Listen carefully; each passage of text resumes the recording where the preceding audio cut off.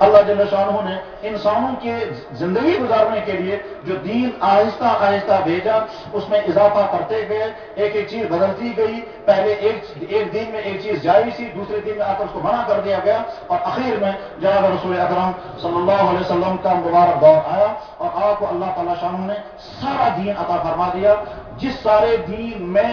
بے شمار خصوصیات میں سے ایک خصوصیت یہ تھی کہ اب انسانوں کو خود اپنی زندگی کی کسی معاملے میں خود فیصلہ کرنے کی ضرورت نہیں ہے۔ اس سے پہلے نبی کے گھر میں کافر عورت ہے، حضرت لوط علیہ السلام کی اہلیہ کافر تھی،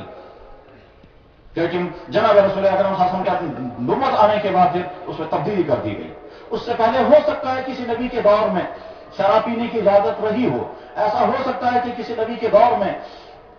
نمازوں کا سارا نظام اس طرح سے نہیں ہو، روزوں کا سارا نظام اس طرح سے نہ ہو، زکوٰۃ و حج کا سارا نظام اس طرح سے نہ ہو، حلال و حرام و جائز و ناجائز کی حدود اس طرح سے تفصیل کے ساتھ مقرر نہ کی گئی ہوں۔ ایک قوم کو اللہ نے صرف 10 احکام دیے تھے، احکام عشرہ، بس اس کے علاوہ باقی ساری زندگی میں وہ آزاد تھے، وہ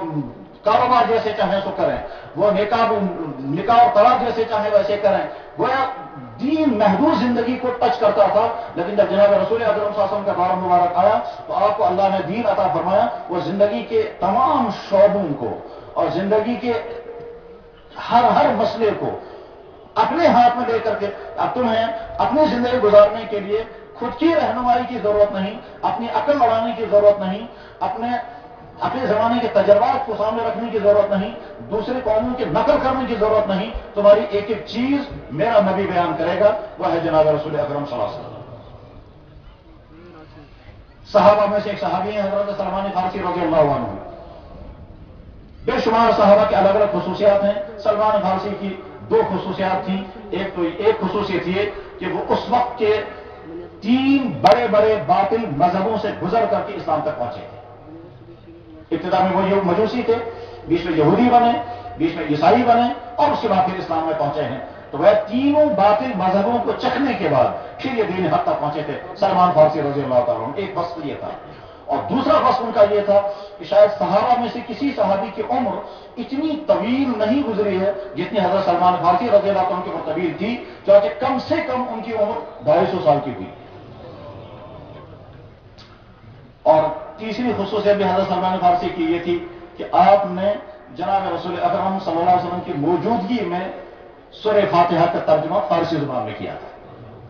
اور جب یہ بحث شروع ہوئی تھی کیا قرآن کریم کا ترجمہ کسی دوسری زبان میں کیا جا سکتا ہے یا نہیں، اور اگر ترجمہ کیا جائے تو وہ درست کام ہوگا یا نہیں، تو اس وقت جن چیزوں کو بنیاد بنایا گیا تھا کہ قرآن کریم کا ترجمہ کرنا درست ہے، کیونکہ غور ایسا تھا ترجمہ قرآن کریم کرنے کی اجازت نہیں دی جا رہی تھی، اور اکثر حضرات یہ کہتے تھے کہ قرآن کریم کا ترجمہ کیا ہی نہیں جا سکتا، یہ اللہ کا کلام ہے، اس اللہ کے کلام کو جو کہ کسی دوسری زبان میں منتقل کرنا انسان کے بس سے باہر ہے۔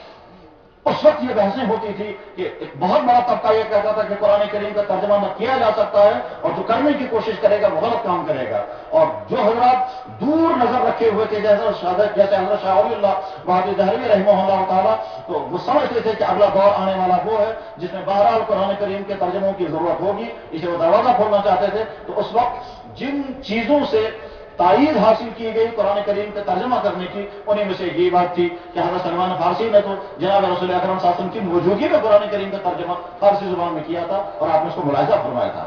یہ سلمان فارسی رضی اللہ عنہ چونکہ جہاندیدہ تھے، مذاہب کو چکھے ہوئے تھے، اس لیے ان کے مزاج میں کچھ خصوصیات پیدا ہو گئی تھی۔ ایک دفعہ یہودی نے سلمان فارسی رضی اللہ تعالیٰ عنہ سے تنزن کہا، تمہارا یہ نبی کیسا نبی ہے؟ يعلمكم كل شيء حتى الخراف، تمہارا نبی کیسا نبی ہے کہ تمہیں ہر چیز سکھاتا ہے، حتیٰ کہ تمہارا یہ نبی تم کو پیشاب پاخانے کے اصول بھی بتانے لگتا ہے، جو کہ سمجھانے کی چیز ہے۔ ہر آدمی خود بخود پیشاب پاخانہ جیسے چاہے کر سکتا ہے، یہ تمہارا نبی کیوں یہ چیزیں تمہیں سکھاتا ہے؟ اس نے تنزن کہا۔ یہ حضرت سلمان فارسی رضی اللہ تعالیٰ عنہ چونکہ سطحی انسان نہیں تھے، زود رنجی والے مزاج نہیں، زود رنجی والا مزاج نہیں تھا، مشتعل مزاج رکھنے والے نہیں تھے، بہت اطمینان کے ساتھ نہ تو شرمندہ ہوئے، نہ مشتعل ہوئے،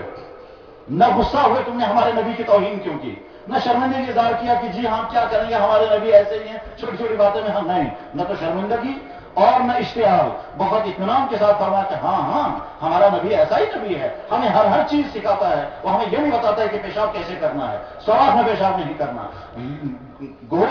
لید سے پیشاب کو صاف نہیں کرنا، ہڈیوں سے پیشاب کو صاف نہیں کرنا، قبلے کی طرف پیشاب نہیں کرنا، دائیں ہاتھ پیشاب کی جگہ پر مس نہیں کرنا، ایک ایک چیز ہمارا نبی ہمیں سکھاتا ہے۔ جناب رسول اکرم صلی اللہ علیہ وسلم نے حضرت ابو ہریرہ رضی اللہ عنہ سے فرمایا، ترمذی میں حدیث ہے، انا لکم مثل الوالد للولد، میں تمہارے لیے ایسا ہوں جیسے باپ اپنے بچے کے لیے ہوا کرتا ہے۔ اور اس کے بعد پھر آپ نے سمجھایا کہ پیشاب کیسے کرنا ہوتا ہے۔ گویا جناب رسول اکرم صلی اللہ علیہ وسلم چھوٹی سے چھوٹی چیز بھی سکھا رہے تھے اور بڑی سے بڑی چیز بھی سکھا رہے تھے۔ اس سے پہلے نبیوں کو اس طرح سے تفصیلی دین نہیں دیا گیا تھا جیسا تفصیلی دین جناب رسول اکرم صلی اللہ علیہ وسلم کو اللہ تعالیٰ نے عطا فرمایا۔ اب پچھلے تمام اسلاموں جو ہر نبی کے ذریعے سے انسانوں کو ملا، ان تمام اسلاموں کا مکمل ایڈیشن وہ اسلام ہے جو جناب رسول اکرم صلی اللہ علیہ وسلم کے ذریعے سے انسانوں کو ملا۔ پچھلے دینوں کے نام اگر بدل دیے گئے وہ اللہ کی طرف سے نہیں تھے، وہ انسانوں نے خود اپنے مذہبوں کا نام رکھا۔ اگر کسی قوم نے اپنے مذہب کا نام مذہبی یہودیت رکھا، وہ اللہ کا دیا ہوا نام نہیں ہے۔ اور اگر کسی قوم نے اپنے مذہب کا نام مذہب نصرانیت رکھا، وہ اللہ کا دیا ہوا نام نہیں ہے۔ اگر کسی قوم نے اپنے مذہب کا نام عیسائیت رکھا، وہ اللہ کا دیا ہوا نام نہیں ہے۔ اللہ کا دیا ہوا نام ہر دین کو ایک ہی تھا، وہ تھا اسلام۔ اور اس میں جب تک وہ اپنی اصل حالت میں رہا تب تک وہ اسلام، اور جب وہ بگڑ گیا تو اللہ نے چونکہ آگے صاف ستھرا اسلام بھیجنا ہی تھا، تو اسلام اس دین کا نام ہے جو جناب رسول اکرم صلی اللہ علیہ وسلم پر اللہ نے نازل فرمایا تھا، اور وہ محفوظ ہے۔ ایک زمانے میں اس اسلام کا نام بدلنے کی بھی کوششیں ہوئی تھی۔ چنانچہ ایک بہت بڑے تعلیمی ادارے میں ایک مہم چلی تھی کہ صاحب اسلام کا نام ہے محمدنزم۔ تو بہت سارے لوگ استعمال بھی کرنے لگے تھے کہ صاحب وہ عیسائی ازم ہے کہ محمدنزم۔ اس وقت بیدار مغز علماء نے کہا نہیں، ہمارے دین کا نام اسلام ہے، ہمارے دین کا نام محمدنزم نہیں ہے، کیونکہ ہمارے دین کا نام جناب رسول اکرم صلی اللہ علیہ وسلم محمدنزم نہیں رکھا، ہم بھی اس کو محمدنزم نہیں کہیں گے۔ کچھ دنوں تک وہ لفظ چلتا رہا، استعمال بھی ہوتا رہا کچھ تعلیمی اداروں میں، لیکن اخیر میں چونکہ دین حق کی تشریح کرنے والے اہل علم نے اس کو رد کر لیا تھا، آگے وہ اٹھی ہوئی وہ ایک لہر تھی جو بجھ گئی اور مٹ گئی، اور اس کے بعد آج بھی کہیں کہیں اس لفظ کو استعمال کیا جاتا ہے، جیسے کہتا تھا محمدن لا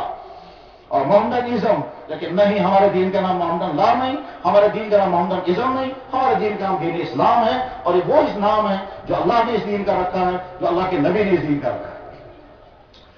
میرے بھائیوں، دنیا میں مذاہب تو اور بہت سارے ہیں،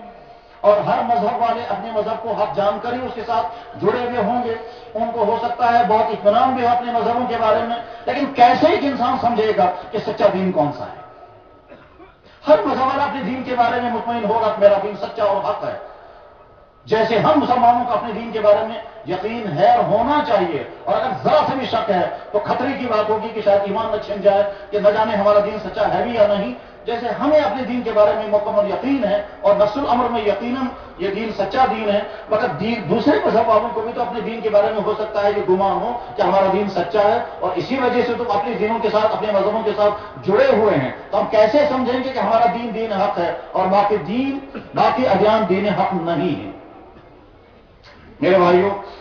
وہ تمام افراد جو مدارس میں پڑھتے اور پڑھاتے ہیں، ان کو تو عام طور پر نہ اس مسئلے میں کبھی شک ہوتا ہے، نہ اس مسئلے کو سمجھانے اور سمجھنے کی ان کو ضرورت پڑتی ہے، کیونکہ ان کا رات و دن گزرتا ہے قال اللہ قال رسول میں۔ وہ دیکھتے ہیں تو اللہ کی کتاب کو، سنتے ہیں تو اللہ کی کتاب کو، بولتے ہیں تو اللہ کی کتاب کو، ان کا رات و دن چونکہ قرآن اور حدیث کے دائرے میں گزرتا ہے، اس لیے ان کو اس قسم کے شکوک نہیں ہوتے ہیں۔ لیکن وہ تمام ہماری نئی وہ نسل جو کالجوں میں، جو سکولوں میں، جو کوچنگ سینٹروں میں اور جو دینی اداروں سے باہر زندگی گزار رہی ہے، ان کو بار بار اس قسم کے شکوک کا سامنا ہوتا ہے، اور وہ کبھی کبھی شکوک کا شکار ہو جاتے ہیں، کبھی زبان پر لاتے بھی ہیں اور کبھی زبان پر نہیں لاتے ہیں، اندر ہی وہ اس شک کی زندگی گزار رہے ہوتے ہیں۔ زبان پر اس لیے لا نہیں پاتے ہیں کہ صاحب سوسائٹی میں ہماری ناک کٹے گی، ہم اپنے گھر میں رہ نہیں سکیں گے، تو زبان سے کہتے رہیں گے ہم مسلمان ہیں، لیکن اندر اسلام کے حق ہونے پر جیسا اطمینان، جیسا اعتماد ہونا چاہیے، ویسا اطمینان و اعتماد نہیں ہوتا ہے، تو تذبذب کی حالت رہتی ہے، اور یہ تذبذب کی حالت نفاق کی حالت ہے۔ اور اللہ محفوظ فرمائے، اس وقت بے شمار انسان نفاق میں مبتلا ہے۔ وہ تمام لوگ जो जुबान से कहते हैं इस मुसलमान हैं, मगर दिल इस्लाम पर मुतमईन नहीं, दीन की किसी बात को सुनने की उनको फुर्सत नहीं, मिजाज भी आमादा नहीं है। वो इस्लाम के हलाल को हलाल माने और हराम को हराम सुनने को भी तैयार नहीं है। जो अपनी जिंदगी में किसी तब्दीली की भी, जिनकी जिंदगी में और उस शख्स की जिंदगी में जिसके यहां ईमान है ही नहीं, कोई फर्क नहीं है। खतरा इस बात का है कि वो अंदर से निफाक में मुब्तला होकर कि ईमान से महरूम हो चुका है। व मिनन नास मैं यकूल आमन्ना बिल्लाहि व बिल यौमिल आखिर, इंसानों में से बेशुमार इंसान ऐसे होंगे जो जुबान से कहते होंगे हमारा अल्लाह पर ईमान है, हमारा आखिरत पर ईमान है, वमा हुम बिमुमिनीन, मगर वो मोमिन नहीं है। कुरान दायमी किताब है और जो कुछ बयान करते हैं वो वक्ती नहीं होता, वो क़यामत तक के लिए होता है। अल्लाह जल्ल शानहू ने अगर मुनाफिकीन के हालात कुरान करीम में बयान फरमाए, इसके माना हरगिज ये नहीं है कि ये सिर्फ उस जमाने के मुनाफिकीन की तस्वीर कशी की गई है, नहीं, क़यामत तक पेश आने वाले इंसानों को अपनी तस्वीर सामने रखनी होगी। बल्कि ये तो इतना अहम मामला है कि हज़रत उमर इब्न खत्ताब रज़ी अल्लाह तआला अन्हु जैसे अज़ीम शान शख्सियत,